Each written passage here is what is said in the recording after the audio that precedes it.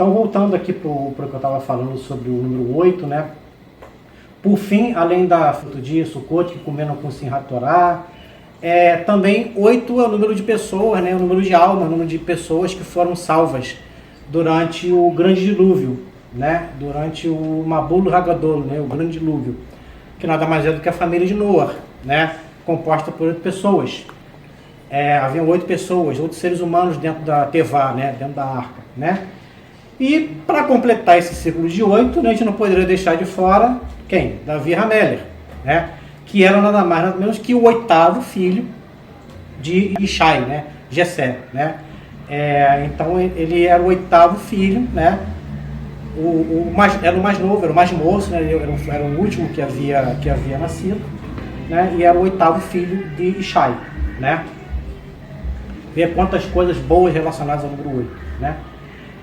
E a gente pode fazer também uma relação, né, do número 8 com a 8ª letra do alfabeto hebraico, que é a letra Het, né, que também está ligada a novos começos e a vida.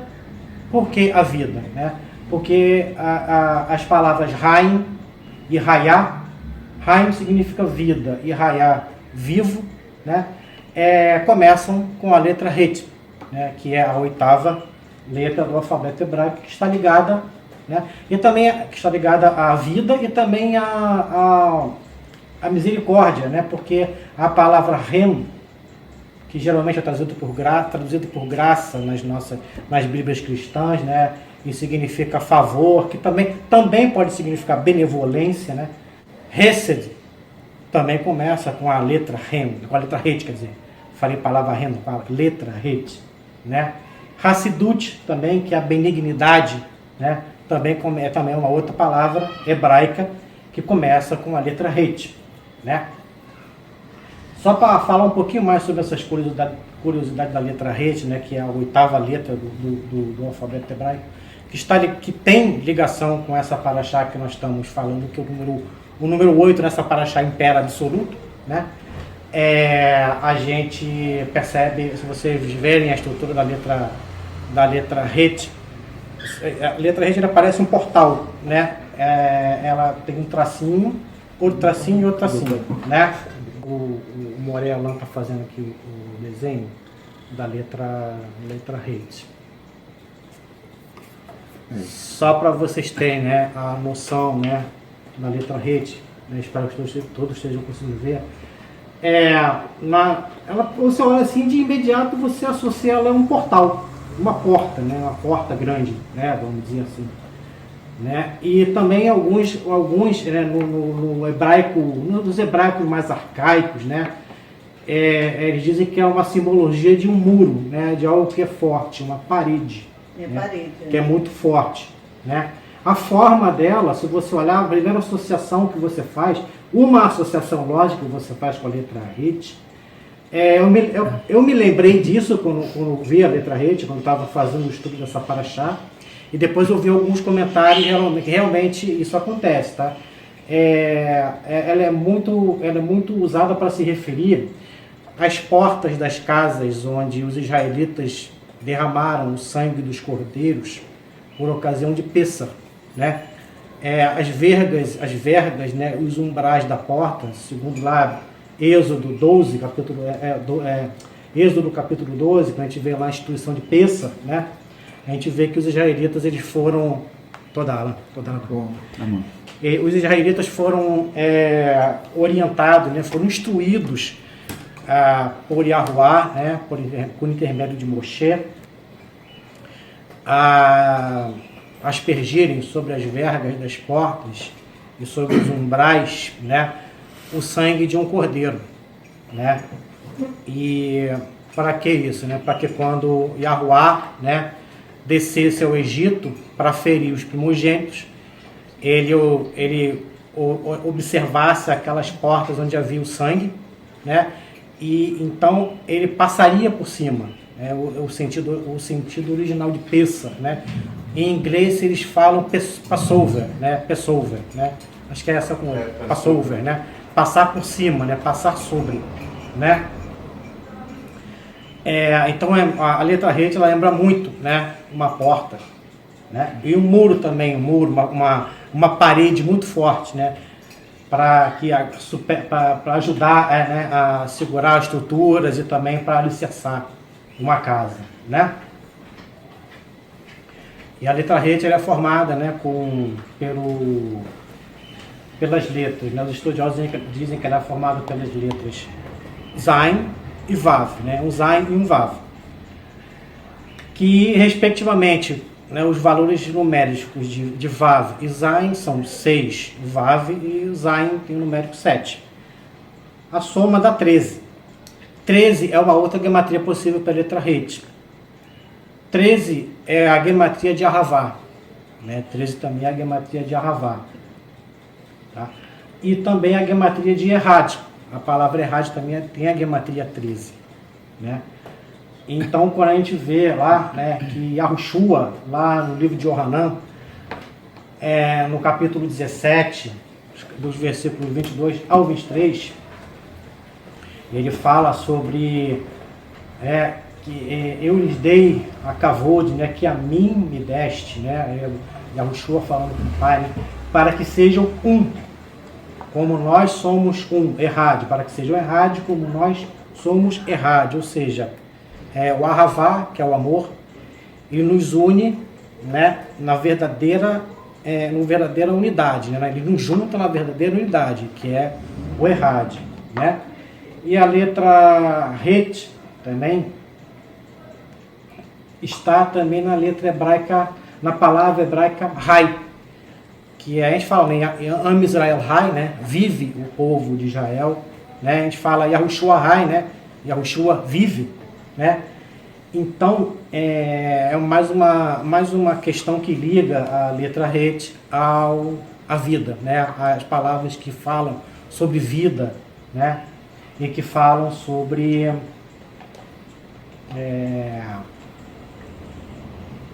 benevolência. Aqui, Ricardo, interessante também que a palavra Mashiach finaliza com a letra Het. Né? Gente, olha só. A palavra Mashiach, Mashiach, que é um dos títulos de Yahushua, Mashiach, que é ungido, termina com a letra Het também. Exato, letra Het. Toda. Amém.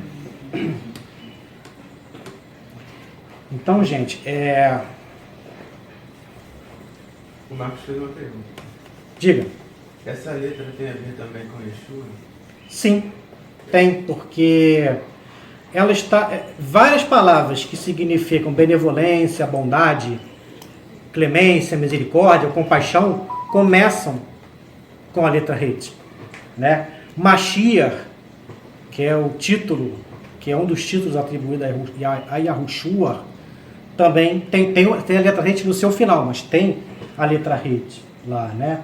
A palavra Hai, né, que significa vivendo ou vive, Hayá, que é vida, Haim, né, Hayá, que é vivo, Haim, que é vida, né?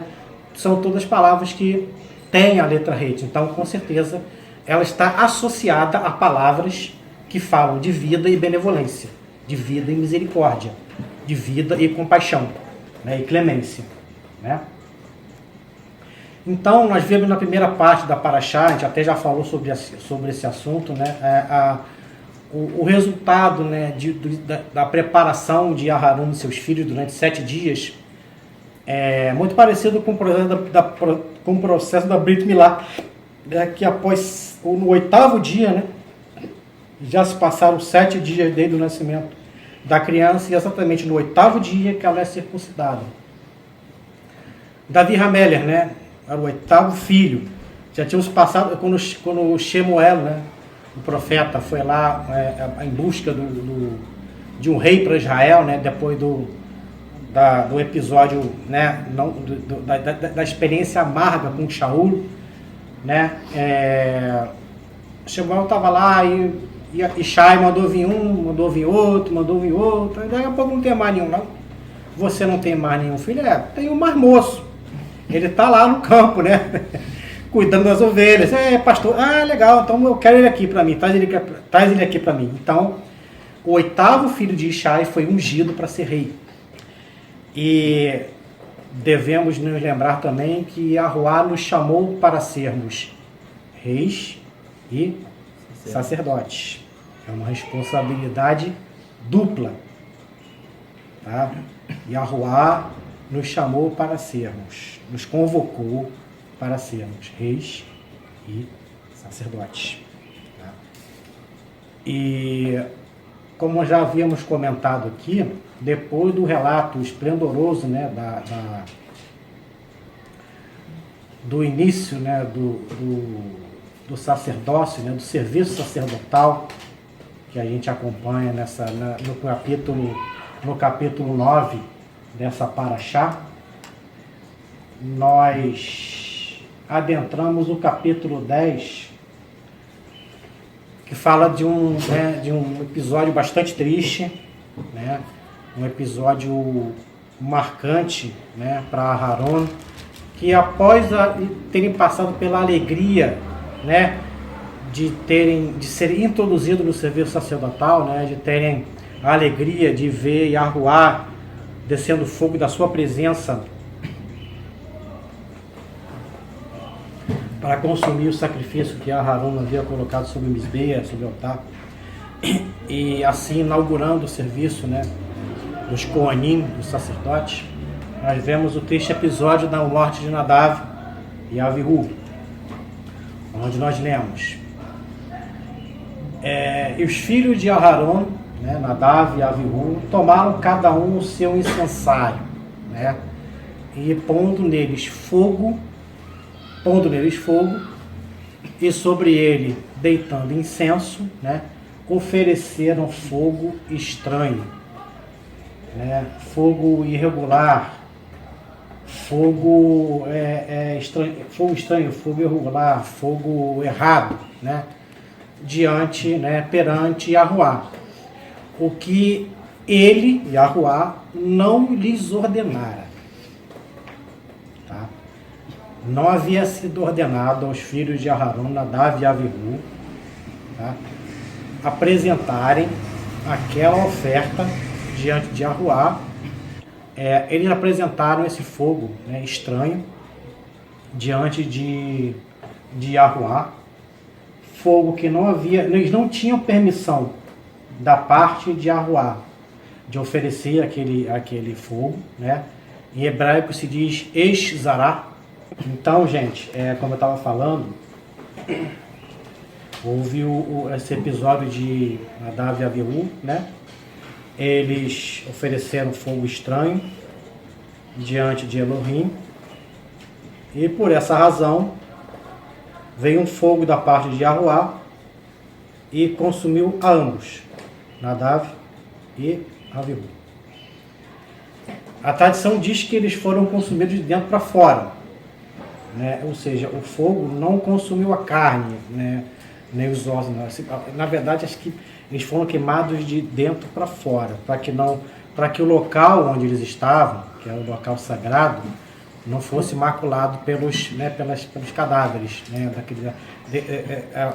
o que ia sobrar, não ia sobrar muita coisa dos dois, mas se eles fossem queimados de fora para dentro, né, mas ainda assim seria uma outra profanação, né, além daquela que já havia acontecido, né.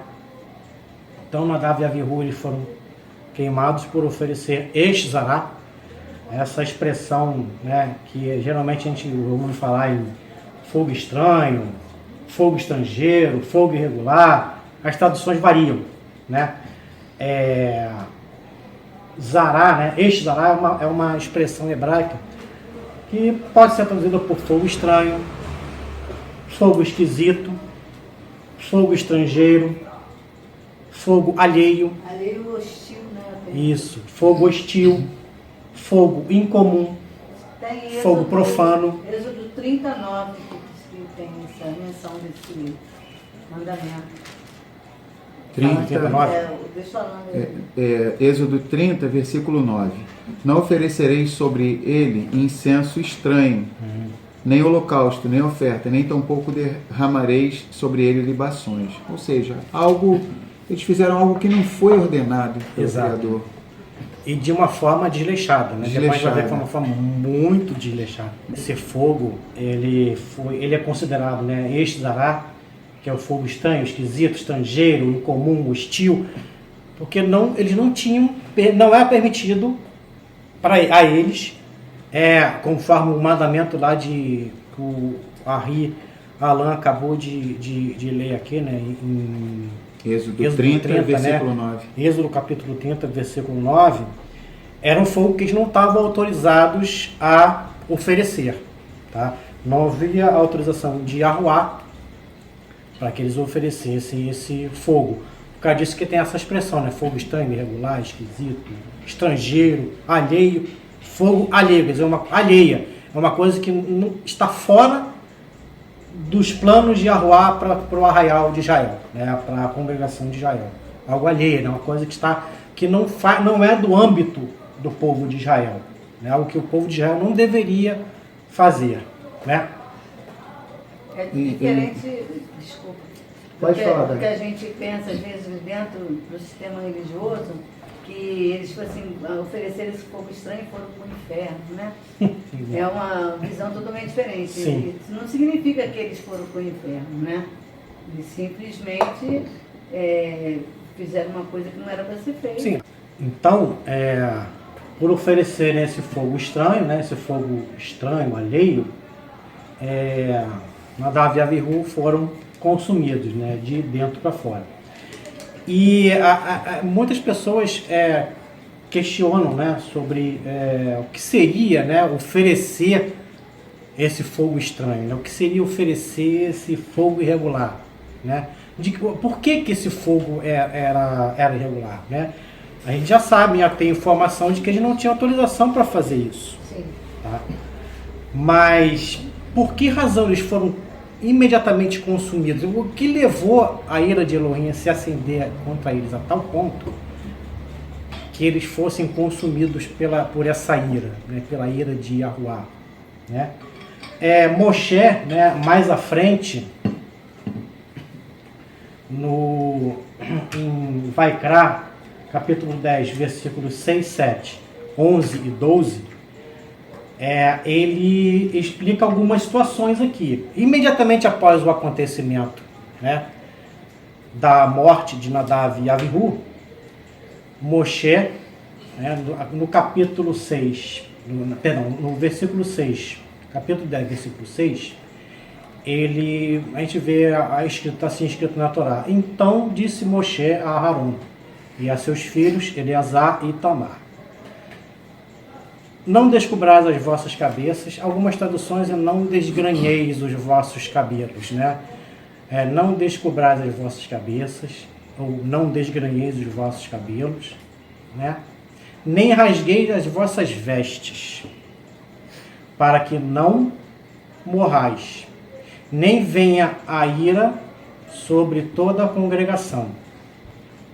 Mas vossos irmãos, toda a casa de Israel, lamentem este incêndio que Yahuwá acendeu.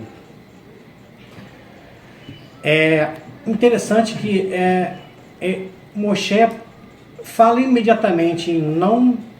A palavra que foi traduzida aqui por descobrir a cabeça, em outras traduções é desgrenhar o cabelo, é não deixar o seu cabelo de uma forma assim irreconhecível, sabe? É uma forma que é muito distante daquilo que se costumava ver, né? Pode se entender por não raspar a cabeça, ou não destruir o cabelo que você tem, não causar danos ao seu cabelo, assim como tem a mitzvah de não aparar, né, as pontas, que aliás dá as pontas dos peiores, né, da barba, que também dá margem para várias interpretações, e não vou entrar nesse escopo aqui, nessa paraxá, esse assunto para mais tarde, né?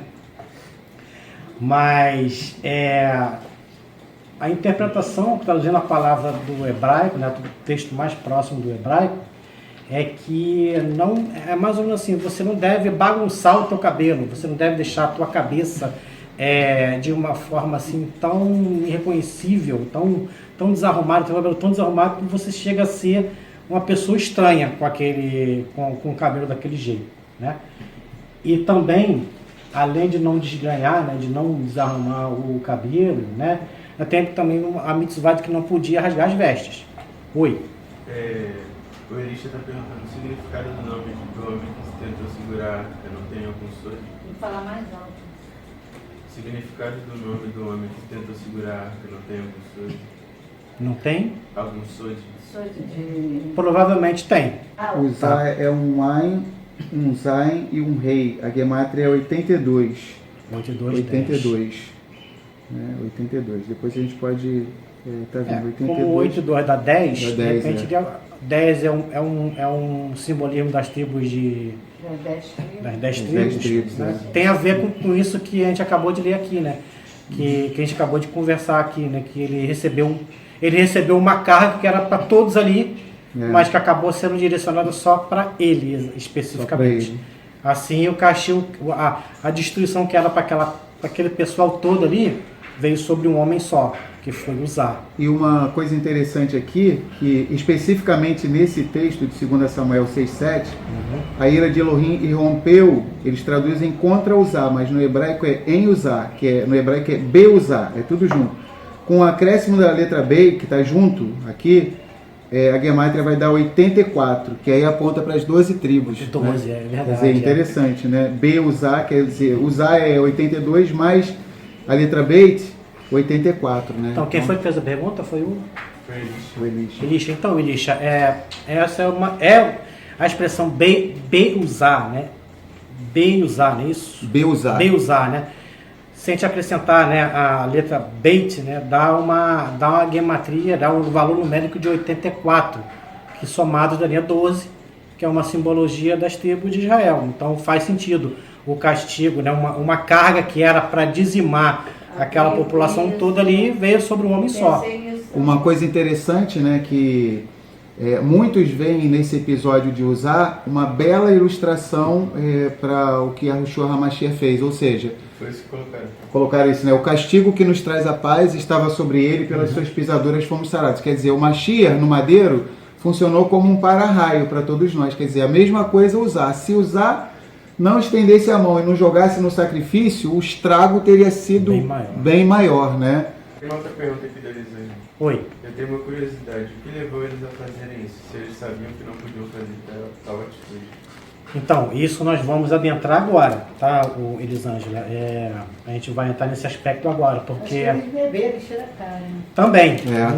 Isso foi o que levou eles a cometerem todas as outras sandices que eles cometeram, tá? Porque após esse relato de Moshe dizendo que não deveriam destruir seus cabelos, né, e nem rasgar vossas vestes, porém a gente vê que os Koanim que rasgaram suas vestes quando Yahushua disse que estava vendo os céus abertos e o Filho do Homem descendo, né, os caras pegaram e rasgaram as vestes sacerdotais. Não podia fazer isso, não pode, sacerdote não podia rasgar as vestes sob a pena de morrer. Né? Aí você vê que eles estavam completamente, em tudo eles estavam errados, né? Ou seja, tudo testemunhava contra eles e não contra Yahushua. Porque a gente sabe que aquele sinédrio ali, aquele Sanhedrin, aquele foi montado para que Yahushua fosse condenado, né? Então, além da proibição de destruir o cabelo e não rasgar as vestes, também tem mais à frente, no versículos 11 e 12, a proibição de beber vinho e bebidas fortes. Ou seja, não bebereis vinho, nem bebida forte, nem tu nem teus filhos contigo, quando entrardes na tenda da congregação, quando entrardes na tenda da reunião. Tá? Aqui a referência, 2 Samuel, no capítulo 6 mesmo, né?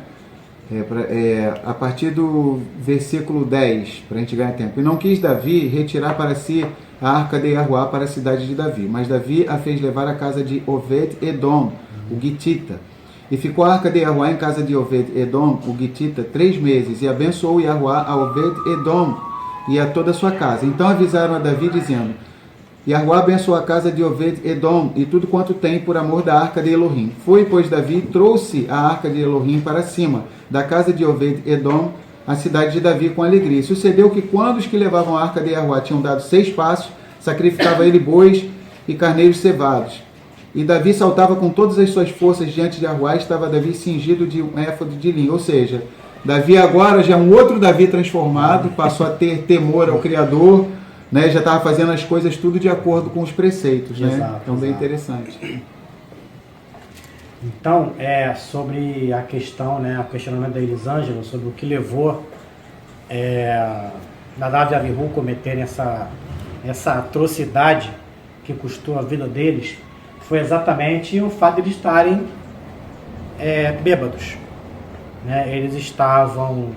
Eles haviam ingerido ou vinho ou bebida forte. Não dá, porque a proibição de Moshe, logo nos capítulos 11 e 12, a respeito de vinho e bebidas fortes, apenas quando eles entrassem na tenda, eles não podiam entrar na tenda da reunião, né, na tenda da congregação, sob efeito de bebidas fortes, seja vinho ou qualquer outro tipo de bebida entorpecente, vamos dizer assim, que causa privação de sentidos ou confusão. Desculpa, Ricardo, Fica à vontade. o pessoal está perguntando aqui, o Elisha, Obed-Edom era um Shemita. Então, olha só, em 1 Crônicas 15, 21, mostra que Obed-Edom era sim um descendente de Shem, tá? Era um Shemita, e especificamente da tribo de Levi, tá? Então, em 1 Crônicas 15, 21, diz que Obed-Edom, ele é da tribo de Levi. Quando a gente vai lendo esse capítulo 15 de 1 Crônicas, a gente constata isso. E o Elimar colocou aqui, bem interessante, né? Que o Elimar está botando, que nós estivemos lá. Realmente, há 2 anos atrás, eu fui com a minha esposa lá em Israel, e o Elimar também foi nessa viagem, e nós estivemos na casa do Obed-Edom, né? Então é um lugar bem interessante. A gente olha para um lado, para o lado direito é o lugar onde Josué, a gente vê uma montanha e vê o lugar onde Josué orou, a gente dá vontade de chorar, para o sol e a lua pararem, se deter. A gente olha para o lado esquerdo, é o caminho de Emaús, lá de Lucas, no finalzinho de Lucas, o Mashiach que caminhava com os discípulos no caminho de Emaús. Então, um lugar assim muito abençoado, essa casa de Obed-Edom. Então, a gente esteve lá, realmente, como o Ari Elimar falou, 2 anos atrás. Realmente deve ser um lugar assim, de muita, deve ser uma nossa de luz, de Arruá, com certeza. E Jerusalém, a terra de Israel inteira Qualquer lugar assim, é bonito. Qualquer lugar. A gente olha para o lado direito ali, ó, naquela montanha do lado direito, Josué orou para o sol e a lua pararem, se deter. Já olhando para o lado esquerdo ali, ó, Yahushua HaMashiach estava no caminho com os discípulos, o caminho de Emaús, né? Então, assim, todo lugar que você olha tem um acontecimento bíblico. É verdade, é um lugar abençoado, né? Com certeza, um lugar hiper abençoado. Verdade. Então, o erro de Nadav e Avihu, né, o erro que eles cometeram, não se resume apenas à bebedeira, tá, gente? Provavelmente foi a bebedeira que iniciou todas as atrapalhadas que eles fizeram depois. Tá? Se a gente levar em consideração a advertência de Moshe, é muito provável que eles entraram ali daquele jeito que todo mundo conhece, né? Num pileque monumental, devem ter enchido a cara, né? Como a gente diz, né? A expressão mundana, né? Enchido a cara, né? Estavam lá de porre. A gente sabe que bebidas fortes, ingeridas em alta quantidade, elas causam confusão de sentidos. Tá? Algumas causam privação de sentidos, né? Se ingeridas em grande quantidade. Não mais vinhos. Os vinhos de Israel são uma delícia. Os vinhos de Israel são uma delícia. Né? As uvas né, da terra de Israel produzem vinhos assim espetaculares. Né? Melhores, né? Os melhores do mundo. Naquela época, com certeza, não era diferente. Né? Então ele deve ter começado aquela história, vamos tomar um golinho. Desse golinho partiram para... né, porções cada vez maiores, e aí culminou nesse ato aqui que nós vimos, né, que eles adentraram, né, a tenda, né, da reunião, adentraram o místico, foram na presença de Yahuá, né, oferecendo ali sacrifício estranho, um fogo lá que não era autorizado a eles oferecerem, né. Eles tiveram uma atitude desrespeitosa e profana. Provavelmente estavam embriagados, talvez estropiados, por que não dizer, porque deviam estar porque nada na Torá é à toa. Né? Se Moshe adverte, faz a advertência imediata, que não se podia rasgar as vestes, não se podia desgrenhar os cabelos, né? Logo após esse episódio, né, do acontecimento da morte de Nadav e Abiú, porque provavelmente eles entraram nesse estado deplorável, tá? Lá para fazer para oferecer o fogo a Yahuwá, um fogo que não era permitido a eles, né, apresentar, eles não tinham permissão para isso. Então eles deviam estar embriagados, deviam de estar estropiados, né? De repente as vestes, talvez tenham na bebedeira rasgado as vestes, a Torá não relata, tá? Mas nada na Torá é à toa. Então se o fato de desarrumar o cabelo e rasgar as vestes não tivesse algo a ver com o que havia acontecido, a Torá não mencionaria apenas a proibição de vinho e bebida forte, tá? Mas é mencionado o fato de eles terem destruído o cabelo e rasgado, e aí não se podia destruir o cabelo e nem rasgar as vestes. Falando. Uma coisa interessante, o Salmo 119, que é o maior capítulo da Bíblia, das Escrituras, a autoria dele é atribuída a Davi, Meller David. Ele diz assim, no Salmo 119, versículo 7, louvar-te-ei com retidão de coração quando tiver aprendido os teus justos juízos. Quer dizer, o mesmo Davi lá, que no episódio da arca lá, fez as coisas de uma maneira errada, né? Achou que é para o Criador, ele vai aceitar minha adoração extravagante aqui. Foi um Davi que mais tarde refletiu, escreveu o Salmo 119, versículo 7 e disse, louvar-te-ei com retidão de coração quando tiver aprendido os teus justos juízos. Ou seja, tem uma maneira certa de se adorar. Um jeito não é de certo. Qualquer jeito. O Criador... A gente não pode se aproximar de Elohim de qualquer maneira. Exatamente. Assim como provavelmente aconteceu com Nadav e Abiú, deve ter pensado, a gente é sacerdote, cara. A gente é filho do homem aí, ó. A gente é filho do Aharon, né? Nosso pai ofereceu sacrifícios por nós, né? E Elohim aceitou o sacrifício, então a gente tem permissão, né? Talvez houvesse um pouquinho não, com certeza eles tinham um ego muito inflado, né? A Torá não entra em detalhes sobre a vida, né, dos dois, sobre o comportamento que eles tinham, mas pela atitude que eles tomaram, que eles não tinham muito apreço, ainda não tinham, como o Alan acabou de mencionar aqui, né, o Moré Alan, eles não tinham ainda entendido a profundidade da Kedushá, né, a profundidade da natureza sagrada de Elohim, o real sentido do que não fazer, né? Não é apenas o que fazer. Quando se trata de Elohim, você tem que saber o que fazer e como fazer, e também o que não fazer. Então, até que nós temos mitzvot negativas e mitzvot positivas. E o número de mitzvot negativas é maior do que o número de mitzvot positivas. São 248 mandamentos positivos e 365 mandamentos negativos. Ou seja, tem mais sobre o que não fazer do que sobre o que fazer. E o que se tem que fazer, você tem que prestar atenção na maneira como deve ser feito. Não é fazer de qualquer maneira, achando que é kavaná, estou com a kavaná, tenho intenção de oferecer, eu vou oferecer assim mesmo e pronto. Tchau, é assim mesmo. E se a gente costuma algumas pessoas costumam tratar Elohim como se ele fosse um homem, né? Ele fala assim, ele gostou de mim do jeito me achou desse jeito, vai ter que aprender a gostar de mim e como eu sou. Não é assim, gente. Não é assim. A gente é que tem que se moldar a ele. Ele não tem que se moldar. E uma coisa interessante que a gente percebe, principalmente no meio religioso efraimita, né? Os nossos queridos irmãos, né, que estão dentro do cristianismo, que existe até um termo, infelizmente, dentro do cristianismo, que eles colocam até em adesivos de carro. A gente já viu uma época aqui no Rio de Janeiro, tinha os adesivos de carro. Adoração extravagante. Né? Então, adoração extravagante. É tipo assim, você faz o que você quiser. Do teu jeito. Pula planta bananeira, dá salto mortal, rodopia, faz o que quiser, adoração extravagante, né? Então, assim, quer dizer, não faz de acordo com o que o Criador estabeleceu e acha que o Criador vai aceitar. É para o Criador, né?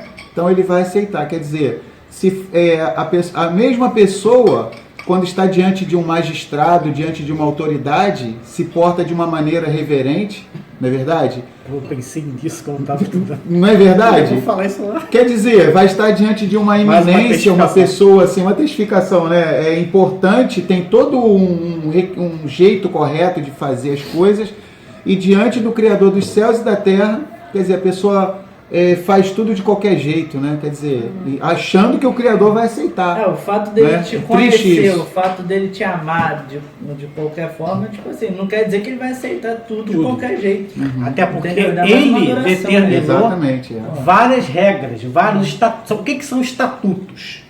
Mandamentos, desígnios. O que são desígnios, mandamentos? Cara, um estatuto é uma coisa que não pode ser quebrada. O estatuto ele dá corpo a uma lei. Os estatutos dão corpo a uma súmula, a uma lei.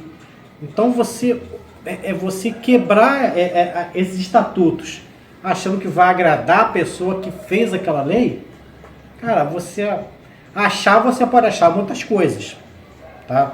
Mas daí você ter razão é outra completamente diferente, tá? E como o Morelan falou aqui, né? Se você é convidado para estar diante de um chefe de Estado, seja ele qual for, um primeiro-ministro, um presidente, um rei, qualquer chefe de Estado, você vai se apresentar diante dele de qualquer maneira? Sendo ele um homem igual a você? Ele é um homem igual a você, ele é feito de carne, ele é feito do mesmo material que você. Mas ele tem uma coisa sobre ele que é autoridade. Ele tem uma coisa sobre ele que é autoridade. Tá? E você tem que respeitá-lo pela autoridade que está sobre ele. Nós sabemos que toda autoridade é determinada por um Criador. Elohim levanta reis e faz reis caírem. Tá? O princípio da autoridade é uma coisa que nós, como Netzarim, devemos entender muito bem e praticar. Tá? Nós devemos entender o princípio da autoridade, tá? E devemos praticar, pôr em prática esse princípio. Tá? Então, a partir do momento que você tem que se apresentar diante de um chefe de Estado, diante de um juiz, diante de um primeiro-ministro, diante de qualquer autoridade, você sabe, ou deveria saber pelo menos, que você tem que ter reverência. Você tem que prestar reverência, você tem que ter uma conduta diferente do que você teria normalmente diante de uma outra pessoa qualquer. Tá? Gente, autoridade é autoridade. Tá? Um homem, uma pessoa revestida de autoridade, ela tem uma coisa sobre ela que foi o próprio Elohim que deu. Não foi você. Não foi o fulano, Betano, Ciclano que otorgou. Ele está ali ocupando aquela posição de primeiro-ministro, de rei, de presidente, porque Elohim determinou assim.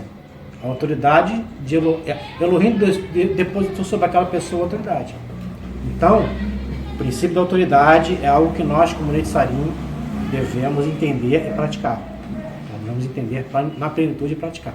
Uma outra coisa interessante também é que o que eles fizeram se torna mais grave pelo fato deles conviverem com o pai deles, Aharon, e com o tio deles, Moshe, e eles percebiam que eles não davam um passo sem a orientação divina. 2 homens de peso. Quer dizer, o que eles deveriam pensar? O papai Aharon e o tio Moshe, eles fazem as coisas só quando o Criador manda, do jeito certo, né? E segue toda arrisca nos mínimos detalhes. Mínimos Moshe e Aharon tinham cuidado de seguir o que Allah tinha dito. A gente vê que no início do livro de Levítico, Vaikra justamente se chamou. Moshe só entrou no tabernáculo, entrou lá no lugar santo, né, vamos dizer assim, e no Santo dos Santos, que o Criador disse que ia falar com ele, só depois de Yahuwah chamar ele. Ele ficou com muito temor, um temor kadosh, um temor santo, que a nuvem tinha coberto o tabernáculo lá no finalzinho de Êxodo e início de Levítico, que se fundem essas duas partes. Quer dizer, o Mashiach teve que chamar Moshe, e Moshe era quem falava face a face com o Criador. Quer dizer, o próprio Moshe e Aharon, eles só faziam as coisas quando o Criador mandava. Quer dizer, que esses 2 jovens quiseram fazer algo da cabeça deles, né? Se tornou mais grave. Eles inventaram uma adoração. Eles tiraram uma adoração da cartola. Da cartola, é. Ah, vai ser assim, pum, pronto. Entendeu? E como você falou, foi uma conduta muito reprovável. Eles provavelmente entraram aí daquele jeito que a gente sabe muito bem, embriagados, provavelmente com as roupas rasgadas, com o cabelo desfeito, trocando de pernas, sabe? Oferecendo um sacrifício diante do Elohim Kadosh, quer dizer, tinha tudo para dar errado. Verdade. Tinha tudo para dar errado e a gente sabe que realmente deu errado. Né? Qual é a lição, né, que nós podemos trazer para nossas vidas com esse episódio de Nadav e Avihu? Né? Já que foi um episódio muito triste, né, principalmente para Aharon, né, que deve ter sentido muito, né, no seu coração a morte dos filhos, ainda mais da maneira como foi, né, do jeito como aconteceu e o que ocasionou, realmente o que ocasionou aquelas mortes, né, e da maneira como foi, né. Enquanto eu fazia esse estudo,